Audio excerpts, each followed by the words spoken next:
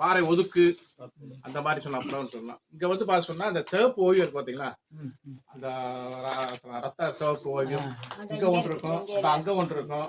இந்த சைடு ஃபுல்லா போய் சிவப்பு இங்க வரை நிறைய இருக்கும் சரிங்களா. ஆமா ஆமா, இது புறமே கோடு கூட போட்டுருக்கு. இது ஆரம்ப காலத்துல வரைஞ்சது, அதுக்கு அடையாளம் கொடுத்து போட்டுருக்காங்க.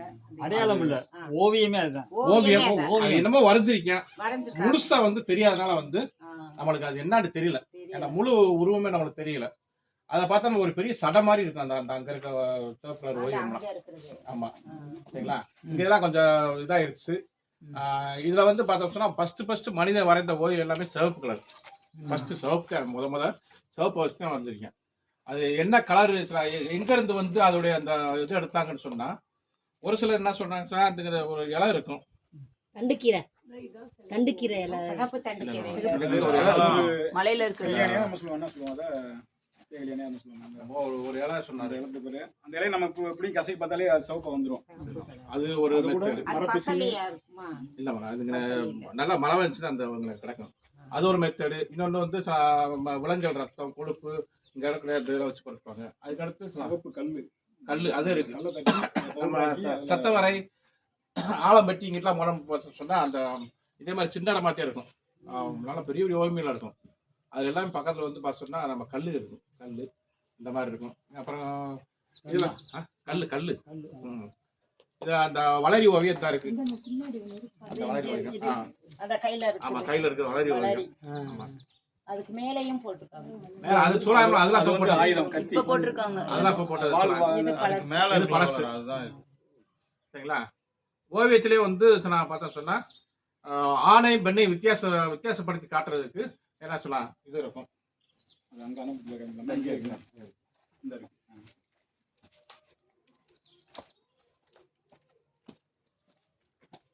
இந்த இதுல பாத்தீங்கன்னு வச்சுங்களேன், இது ஒரு ஆண் காட்டுறதுக்கு சொன்னா கீழே வந்து ஆண்குறியை காட்டுறதுக்காக போட்டிருப்பாங்க. இதே ரெண்டு சைடு சொல்லலாம் அந்த ரெண்டு புள்ளி வச்சிருந்தாங்கன்னு சொன்னா அதோட பெண்களை காட்டுறதுக்காக சொல்லலாம் இந்த குறியீடுகளா இருக்கும். இது ஆண் சொல்லலாம். இது வந்து சொல்லலாம் வட்டமான தலையுடைய மனிதர்கள், சிலது வந்து பறவை தலையுடைய மனிதர்கள், பெரிய உருவமா இருக்கும், தலையே வித்தியாசமா இருக்கும். அது ஒவ்வொரு இடத்துல வந்து இருக்கும். இதுக்கு இதெல்லாம் பழசு சரிங்களா. இது பழசு, இதெல்லாம் இப்ப போட்டது, இதெல்லாம் போட்டது. இந்த இங்க இருக்குது இது பழசு. ஒரு பெண்ணு வந்து பார்த்த சொன்னா கருவுற்ற நிலையில் இருக்கக்கூடிய ஓவியம்லாம் இருக்கு. கருவுற்ற நிலையில் இருக்க ஓவியம்லாம் இருக்கு. அதே மாதிரி டெலிவரி ஆகக்கூடிய ஓவியமும் இருக்கு. எல்லாமே டெலிவரியா இல்ல இது இது லேட்டஸ்டா போட்டது. இருந்தாலும் குரல் கொடுக்கலாம். இறந்து போயிட்டாங்க. எது கீழ இருக்கறதா மேல இது சந்திரன் சூரியன் சூரியன் சொல்லுவாங்க இல்லையா, ஏதோ தவறிட்டாங்க. அவங்க நினைவாக அவங்க இந்த வரைஞ்சிருக்காங்க. அவங்க நினைவு வந்து இந்த பூமியில சந்திரன் சூரியன் இருக்க வரைக்கும் இருக்கும் அப்படின்ற ஒரு நம்பிக்கை. இங்க வந்து என்ன பண்ணிருக்காங்க, சமண மதத்தை சமணத்துக்கு எதுக்கு சம்பந்தம் இல்லை சார். சமணம்லாம் எதுவுமே இல்லை சார். சமணம் வந்து நம்ம அணைப்பட்டி தான் போனோம், இங்க எதுவும் இல்லை. இது மக்கள் வாழ்ந்துட்டாங்க, ஒரு வாழக்கூடிய ஒரு பகுதி. இங்க இருந்து பார்க்கலாம், வெளியே பார்க்கலாம், செய்யலாம். அவங்க தங்கக்கூடிய ஒரு பகுதியா இருக்கு. வேட்டை காட்சி எல்லாமே அங்கிட்டு இருக்கு, அங்கிட்டு போனோம்.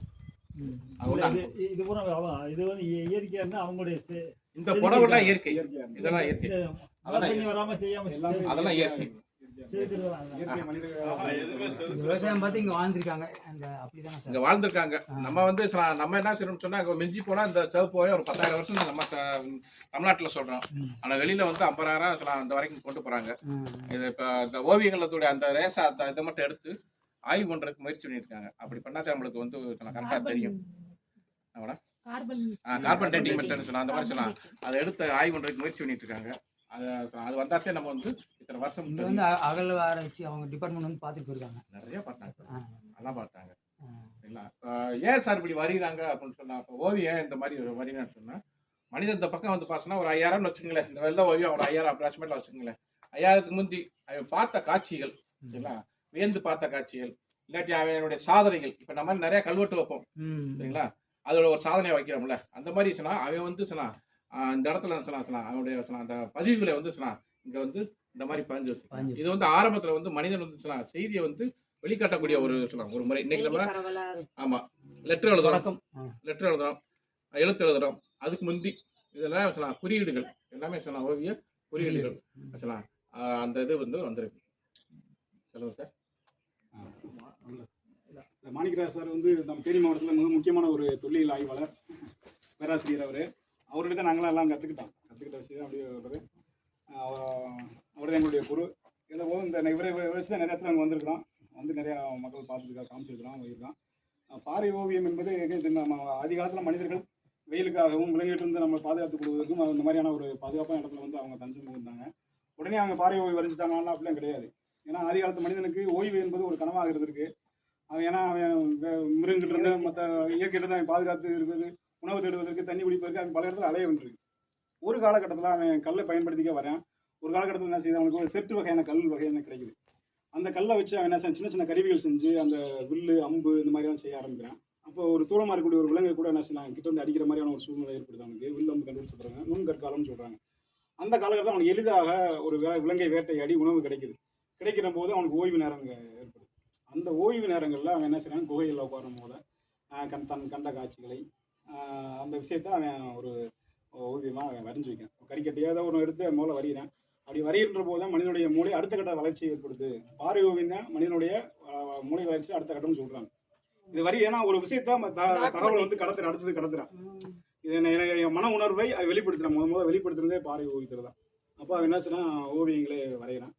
வரையும் போது அவன் கண்ட காட்சியில் ஒரு பெரிய யானையை பார்க்குறான், அது வித்தியாசமாக தெரியுது. அதான் அவன் கற்பனையில் அதை அப்படியே வரைஞ்சி வைக்கிறான்.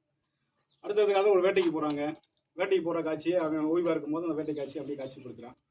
இப்படி போன ஆரம்ப இடத்துல இப்படி ஆரம்பிச்சிருக்கு. அடுத்தடுத்த வந்த மக்கள் அவன் அந்த இடத்த விட்டுட்டு போயிடுவான். இன்னொரு மக்கள் அங்கே தங்குவாங்க இல்லையா, அவங்க இதை சரி நம்ம முன்னோர்கள் வரைஞ்சது, அப்போ நம்ம வேட்டைக்கு போகும்போது இதே மாதிரி வரைஞ்சிட்டு போகணும், அல்லது இதை வணங்கிட்டு போகணும். அதை பார்த்துட்டு போனாலே என்ன செய்யும், நமக்கு வேட்டை கிடைக்கும் அப்படின்ற ஒரு ஒரு நம்பிக்கை ஏற்பட்டுச்சு. அதன் அடிப்படையில் நினைச்சாங்க, இது மாதிரி வரைஞ்சிட்டு இதே மாதிரி வழிபட்டு போனால் நமக்கு வேட்டை கிடைக்கும். ஏன்னா வேட்டை தான் முக்கியமான உணவாக இருந்திருக்கு அன்றைக்கி. அது இல்லைன்னா அவங்க பட்டினியாத்தங்கள் இருக்கேன். அப்போ அந்த மாதிரி என்ன வரைஞ்சிட்டு போயிருக்காங்க. அடுத்தடுத்த காலகட்டங்களில் மக்கள்லாம் அடுத்த விவசாயம் அது போயிடுறாங்க, புதிய கற்காலத்தில் போயிடுறாங்க. போன பிறகும் கூட அறிவு வளர்ச்சி ஏற்படுற போது மக்கள் என்ன சொல்கிறாங்க, அந்த சடங்கு முறையிலான ஒரு விஷயம், அந்த ஐம்பூதங்களை எப்படி கட்டுப்படுத்துறது, உலகம் எப்படி இயங்குது, இப்படி விஷயத்தை யோசிக்கிற போது சடங்கு நடத்தக்கூடிய இடமாக இது மாறுது. சடங்குனா அந்த ஓவியம்லாம் புரிஞ்சுக்கவே முடியாது.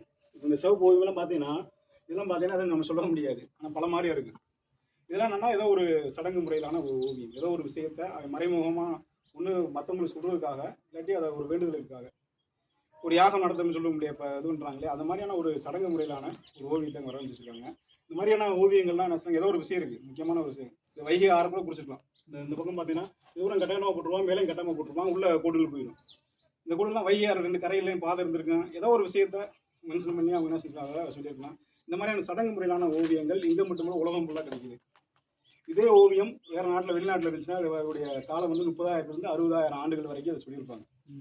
ஆனால் தமிழ்நாட்டில் இருக்கிறதுனால 3000 ஆண்டு, 4000 ஆண்டு, 5000 ஆண்டு தாண்டி நம்ம சொல்ல முடியல. ஏன்னா அப்படி தான் இருக்குது, இங்கே இருக்குது.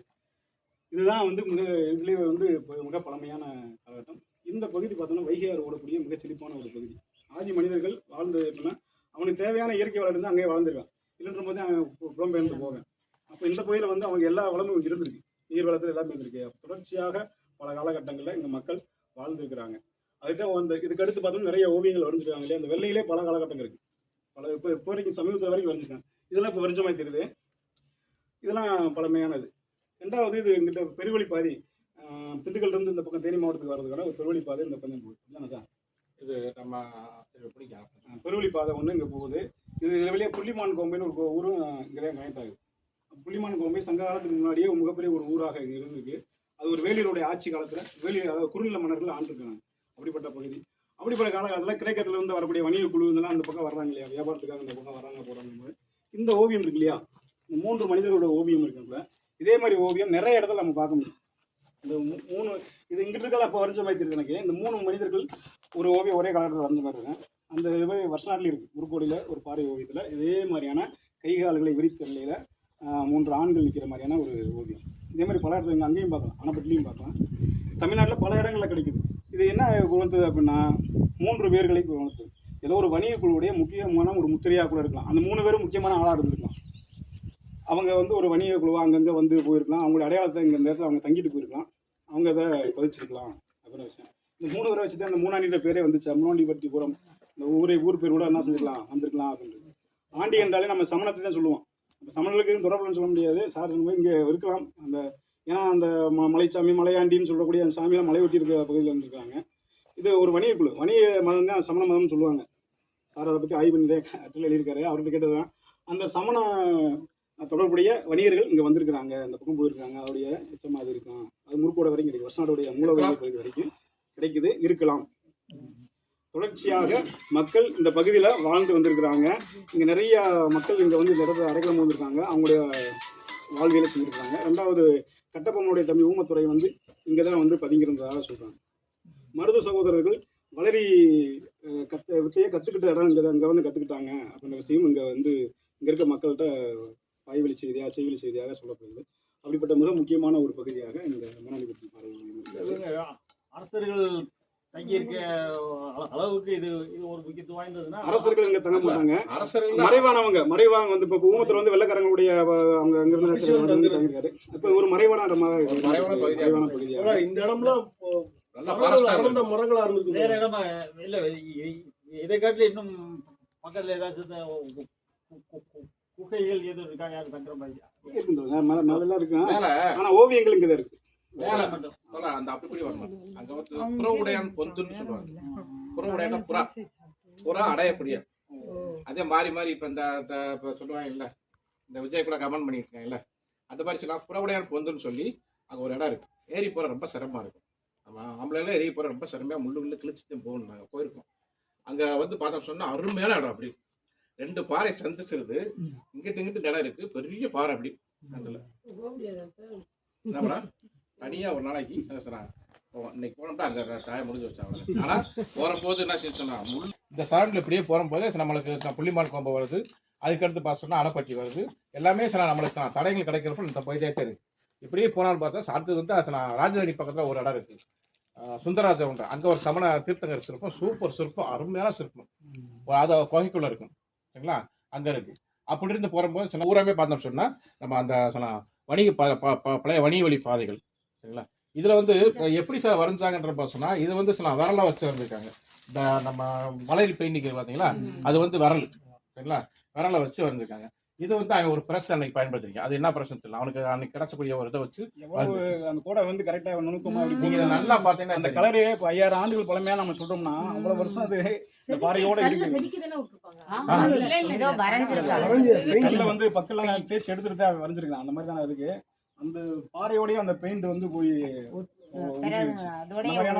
காம்பினேஷன் எடுத்துருக்காங்க. ஒவ்வொரு கோடும் போட்டது, கட்டமா போட்டது, எல்லாமே பார்த்து அது வந்து ஒரு நல்ல ஒரு அன்னைக்கு சூழ்நிலைக்கு நல்ல ஒரு பெயிண்டிங். அவன் ஒரு நல்ல ஒரு கையில வச்சுங்களேன், கொஞ்சம் வரைஞ்சிருக்கேன். இது வந்து வரல வரைஞ்சது. இந்த இது வந்து வரல வந்து வச்சு வரைஞ்சதா இருக்கு. அங்கிட்ட வந்து ஒரு அங்கிட்ட வந்து பார்த்தோம்னா அந்த வேட்டை காட்சிகள் அங்கிட்ட வந்து மானு இந்த மாதிரி உள்ள ஓவியம்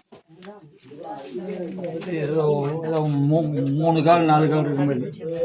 இதுல ஒரு சின்ன பெயிண்டிங் இருக்கு. இதுல இருக்கு, இந்த கிட்ட வாங்க, இங்கிட்டு இருக்கு, இங்க இருக்கு பாருங்க சார், மான் குதிக்கிற மாதிரி இருக்கு. இங்க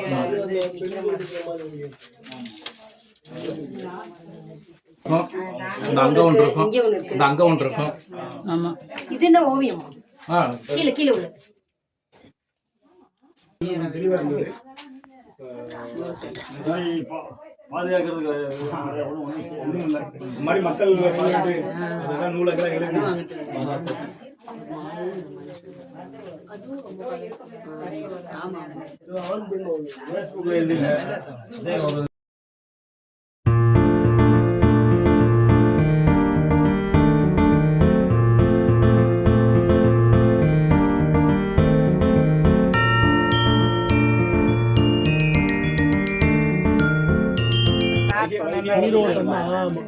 ரெண்டு நதிகள் இணைகிற 2 பகுதியுமே பாதை இருக்குது.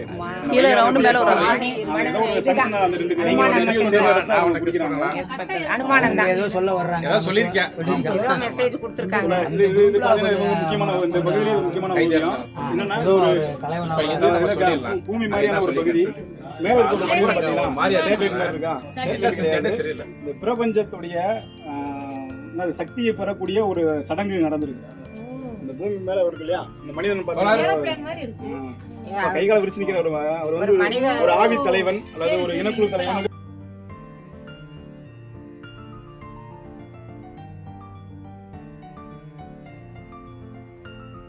பூமி மேல ஏதோ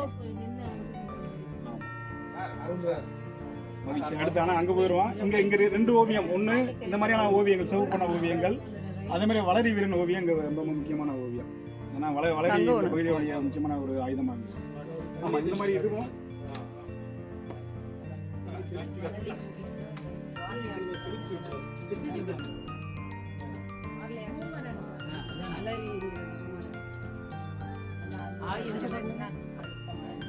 இதுவுமே ஒரு மனித ஓவியமாக தான் தெரிஞ்சேன் பார்க்கறதுக்கு. கூடுதலாக ஆஸ்திரேலியா பழங்குடியில் இந்த மாதிரியான ஓவியங்கள்